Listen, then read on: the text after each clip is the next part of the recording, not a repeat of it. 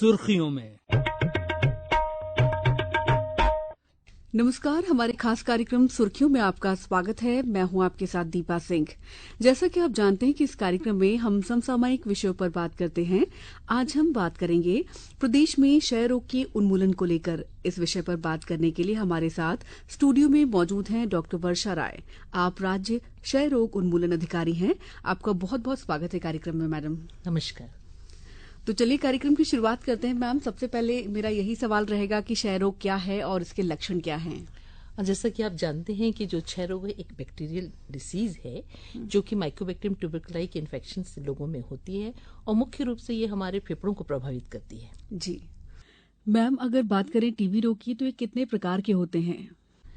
अगर देखा जाए लक्षणों के आधार पर तो दो तरह की टीबी होती है। पहला पल्मोनरी, दूसरा एक्स्ट्रा पल्मोनरी। पल्मोनरी में हमारे सिर्फ फेफड़ों को ही प्रभावित होते हैं, लेकिन अगर हम एक्स्ट्रा पल्मोनरी की बात करें तो टीबी में सिर्फ नाखून और अगर बाल को छोड़ दें तो सभी अंगों की टीबी हो सकती है। बिल्कुल, आपने बहुत ही महत्वपूर्ण बात बताई है। शायद कभी कभी हम फेफड़ों तक ही सीमित रह जाते हैं कि चलो फेफड़ों में प्रॉब्लम है तो ट्यूबरकुलोसिस हो सकती है। मैम, मान लीजिए अगर कोई व्यक्ति है उसको टीबी रोग डिटेक्ट होता है तो उसको उपचार किस तरह से मिल पाएगा? देखिए, जो हमारा शासन ने टीबी के लिए इलाज की जो सुविधाएं उपलब्ध कराई है वो न सिर्फ जिलों में बल्कि हमारे नीचे सीएससी पे भी, कम्युनिटी हेल्थ सेंटर पे, पीएसए में भी, और अभी वर्तमान में हमने सभी एसडब्ल्यूसी सेंटर पे भी ये सुविधा उपलब्ध की है। अगर किसी को टीबी होती है तो वो अपने नजदीक के किसी भी शासकीय प्राथमिक स्वास्थ्य केंद्र पर जा सकता है और अपना न सिर्फ इलाज बल्कि अपनी जांचें भी करवा सकता है। तो ये भी एक सवाल रहेगा, क्या ये दवाइयां निःशुल्क रहती हैं? जो जांच है वो गवर्नमेंट की तरफ से होंगी या फिर जो पीड़ित व्यक्ति है उसको कराना पड़ता है? देखिए, टीबी की जो दवाइयां हैं न सिर्फ वही निःशुल्क है बल्कि जांचों की भी सुविधाएं वो भी निःशुल्क है। बिल्कुल, तो मैं अपने श्रोताओं को बताना चाहूंगी, मान लीजिए किसी को टीबी डिटेक्ट होता है तो उसकी दवाइयां भी निःशुल्क है, साथ ही में सभी जांचें भी। बिल्कुल, जांच भी निःशुल्क है, जैसा कि डॉक्टर वर्षा बता रही हैं। अब अगर आप बात करें कि राष्ट्रीय स्वास्थ्य मिशन के अंतर्गत टीबी उन्मूलन के लिए किस तरह से काम किया जा रहा है? देखिए, जो एनटीईपी प्रोग्राम है, national TB elimination program, Bharat सरकार की अपनी एक गाइडलाइन है, उसी के आधार पर राज्य सरकार काम करती है। जहां तक नेशनल हेल्थ मिशन की बात है, हम उसी गाइडलाइन के आधार पर हमें सभी जो जिले स्तर पर हमारी जो जांचें हैं वहां जांच केंद्र हमने स्थापित किए हुए हैं, जहां पर कि हमारे जो डिस्ट्रिक्ट ट्यूबरकुलोसिस ऑफिसर्स होते हैं उसके नीचे कम्युनिटी हेल्थ सेंटर पे भी हमने अपनी जांचों की सुविधाएं, जो कि मॉलिक्यूलर टेस्टिंग है, मध्य प्रदेश के सभी ब्लॉक लेवल पे हमारी मॉलिक्यूलर टेस्टिंग की सुविधाएं उपलब्ध हैं। तो न सिर्फ वहां पर जांचें निःशुल्क होती हैं बल्कि जब दवाइयों की इलाज शुरू होता है तो दवाइयां भी वहां पर निःशुल्क उपलब्ध है। और सबसे अच्छी बात टीबी में है, जो मैं आप सबको बताना चाहूंगी, कि जो हमारी बेसिक यूनिट है हेल्थ सिस्टम की, आशाएं, तो आशा बहनों को हम डॉट्स प्रोवाइडर के रूप में उपयोग कर रहे हैं, जहां पर कि उनको दवाई देने के लिए इंसेंटिव भी दिया जाता है और ये घर पहुंचकर प्रतिदिन मरीज को अपने सामने दवाइयां खिलाती हैं। तो मरीज को एक बार इलाज शुरू होने के बाद अस्पताल तक भी आने की जरूरत नहीं है, उसको घर में ये सुविधा आशाओं के द्वारा उपलब्ध कराई जा रही है। बिल्कुल, बहुत ही अच्छी जानकारी आपने दी है कि अगर कोई रोगी है, किसी कारणवश नहीं पहुंच पाते हॉस्पिटल तक, तो उनको आशा कार्यकर्ताओं के माध्यम से घर तक टीबी रोग की दवाइयां पहुंचाई जा रही हैं। डॉक्टर वर्षा, खासकर बात की जाए अगर जागरूकता की, तो आम जन में कितनी जागरूकता जरूरी है? साथ ही टीबी रोग के उन्मूलन को लेकर मीडिया में कितनी जागरूकता और मीडिया किस तरह अपनी सहायता कर सकता है? देखिए, टीबी की अगर हम बात करें तो टीबी न सिर्फ एक शारीरिक बल्कि एक सामाजिक बीमारी भी है। जैसा कि आप जानते हैं, समाज में न सिर्फ नीचे के लोगों में बल्कि उच्च स्तर के लोगों में भी टीबी को लेकर एक स्टिग्मा है। लोग अब सामने आकर नहीं बताना चाहते, लेकिन ऐसी स्थिति आज से बहुत पहले थी, लेकिन अब धीरे धीरे इसमें काफी सुधार आ रहा है। हमने न सिर्फ कम्युनिटी में अवेयरनेस हम लोगों ने लाई है, लोग अब आगे आकर बताते हैं कि हाँ, हमें टीबी है और हमारा इलाज चल रहा है। जैसा कि आप जानते हैं, प्रधानमंत्री टीबी मुक्त भारत अभियान है, जिसमें कि हमने समाज के लोगों को ही शामिल किया है कि ये आगे आए और टीबी के मरीजों की सहायता करें। तो इससे बहुत हद तक दोनों ही तरफ, यानी एक तरफ वो लोग जिनको टीबी नहीं है वो आगे आकर उनकी सहायता कर रहे हैं, और वो मरीज जिनको टीबी है वो आगे आकर बता रहे हैं कि हाँ, हमें टीबी है, हमसे किसी को डरने की जरूरत नहीं है, ना ही हमें खुद डरने की जरूरत है। बिल्कुल, कई बार ऐसा होता है कि लोग सोच रहे हैं कि छुआछूत की बीमारी है, छूने से होगा, क्या ऐसा कुछ पॉसिबल है ये महज एक भ्रांति है। मैं चाहती हूँ कि हमारे श्रोता आपके माध्यम से इस भ्रांति को खंडित होते हुए सुने। बिल्कुल, मैं आपके माध्यम से सभी श्रोताओं से कहना चाहूंगी कि किसी भी तरीके की छुआछूत की बीमारी नहीं है। एक आम कम्युनिकेबल डिसीज है जो कि खांसने और छींकने से भी एक दूसरे को फैल सकती है। तो इसमें उसी तरीके की सावधानियां आप बरत सकते हैं जिस तरीके से आप कोविड में रहते हैं, कि आप मास्क पहने, खांसते समय मुंह ढककर खांसे और कहीं भी इधर उधर ना थूके, तो किसी को फैलती नहीं है। और सबसे अच्छी बात इस प्रोग्राम में यह है कि अगर किसी मरीज को टीबी है तो उसके परिवार के अन्य सदस्यों की भी हम एक नई जांच करते हैं, जिसे इग्रा का नाम है। तो उससे ये पता लग जाता है कि आने वाले टाइम में उसे टीबी तो नहीं होगा, और अगर ऐसा है तो फिर उसका एक प्रिवेंटिव थेरेपी भी हम लोग स्टार्ट कर देते हैं। बिल्कुल मैडम। मैडम, क्या टीबी रोग जो है बच्चों में भी देखा जाता है?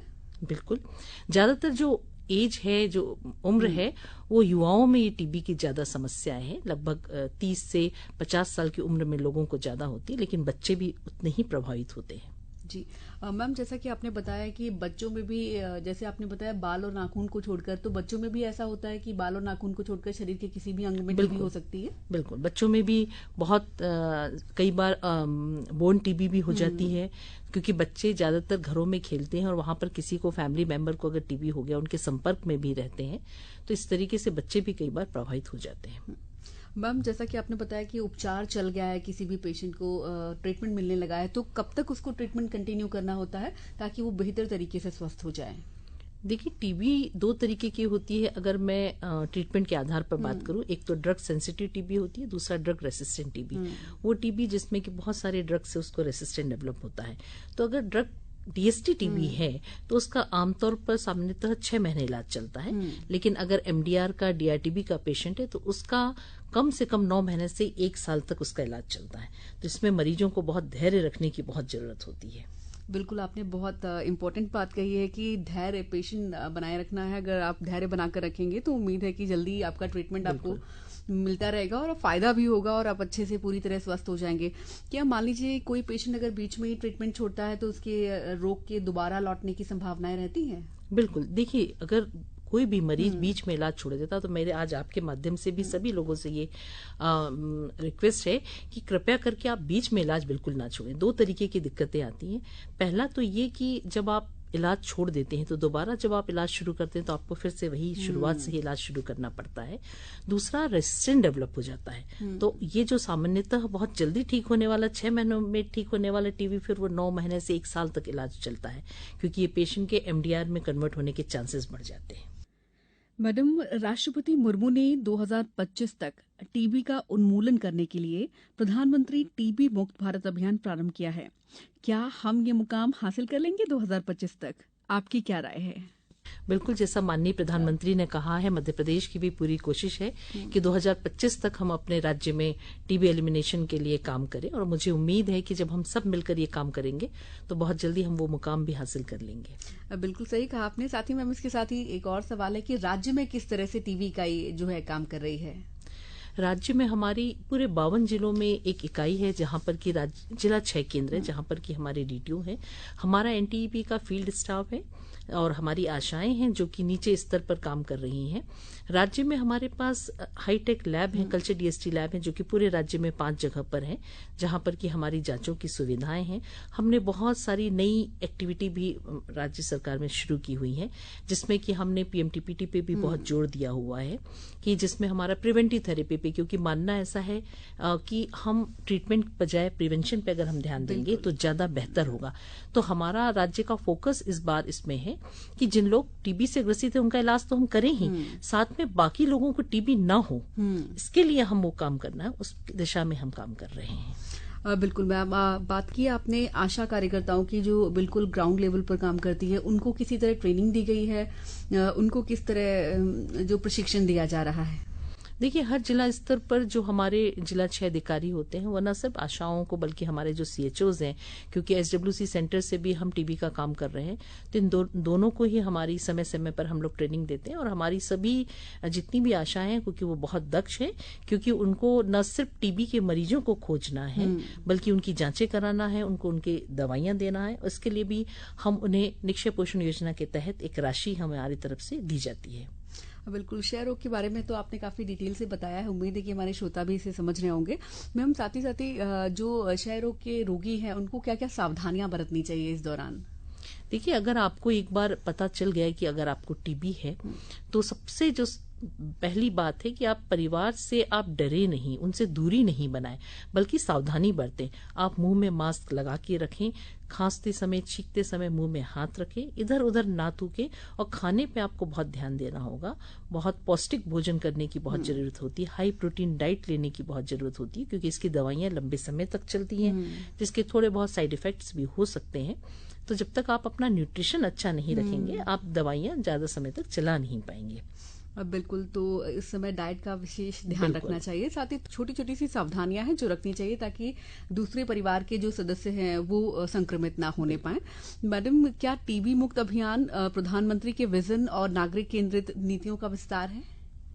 बिल्कुल कह सकते हैं। जिस तरीके से माननीय प्रधानमंत्री स्वास्थ्य सुविधाओं की तरफ ध्यान दे रहे हैं, जिसमें कि टीबी में अब तक हम इलाज कर रहे थे, लेकिन हमने कभी ये नहीं देखा कि समाज के लोग भी इसमें किस तरीके से शामिल हो सकते हैं।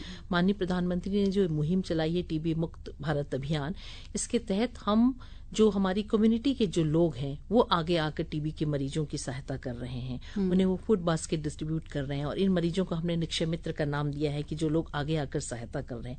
जिससे हमने बहुत बदलाव देखे कि टीबी के मरीजों में भी जागरूकता आ रही है, और जो कभी अपनी बीमारी को बताने में हिचकते थे, अब वो खुलकर बताते हैं कि हाँ, हम टीबी के पेशेंट हैं और हमें इलाज चल रहा है और हम लोग बिल्कुल ठीक हो जाएंगे। और मैं एक बात आपके माध्यम से और बताना चाहूंगी कि जो टीबी के पेशेंट हैं वो ठीक होकर समाज में काम कर रहे हैं, वो खुद दूसरे मरीजों की फिर सहायता कर रहे हैं। तो ये बहुत अच्छा बदलाव है। बिल्कुल, वाकई आपने कहा कि काफी अच्छा बदलाव है। मैम, जिस तरह से आपने बताया कि कई बार लोग हिचकते रहते हैं, बताते नहीं हैं, तो ऐसे में आप उनको क्या कहना चाहेंगे? मैं सभी से ये आग्रह करना चाहूंगी कि देखिए, टीबी कोई छुआछूत की बीमारी नहीं है, और ना ही ऐसी बीमारी है कि जो ठीक नहीं हो सकती। अगर आपको टीबी हो गई है तो डरिए नहीं, इलाज समय पे लीजिए, सावधानी रखिए, आप निश्चित तौर पे इसमें ठीक हो जाएंगे। बिल्कुल, तो उम्मीद करते हैं कि हमारे श्रोता भी समझ रहे होंगे कि डॉक्टर वर्षा खुद उन्हें बता रही हैं कि अगर आपको टीबी है तो घबराने की बिल्कुल भी जरूरत नहीं है। आप सही समय पर अपना इलाज लें ताकि आप वक्त रहते ही अच्छे से स्वस्थ हो जाएं। मैम, आप हमारे श्रोताओं को क्या संदेश देना चाहेंगे? देखिए, आने वाले समय में 24 मार्च को वर्ल्ड टीबी डे भी मनाया जा रहा है, तो मैं सभी लोगों से ये कहना चाहती हूँ कि आइए आगे बढ़कर हमारे साथ मिलकर आप टीबी के मरीजों के लिए काम करिए। अगर आपका साथ होगा तो 2025 में हम जरूर टीबी मुक्त मध्य प्रदेश और भारत करेंगे। बिल्कुल मैम, बहुत अच्छी बात आपने कही है। आप हमारे साथ कार्यक्रम में चर्चा के लिए आई। क्षय रोग के बारे में आपने काफी विस्तार से हमारे श्रोताओं को बताया। उम्मीद है कि हमारे श्रोता भी इसे समझेंगे और आपकी जो राय है, आपने जो उन्हें एडवाइस दी है, वो जरूर उसको फॉलो करेंगे। बहुत बहुत शुक्रिया मैम कार्यक्रम में शामिल होने के लिए। Thank you. और इसी के साथ कार्यक्रम सुर्खियों में फिलहाल इतना ही। अगले सप्ताह फिर होगी आपसे मुलाकात। नमस्कार। सुर्खियों में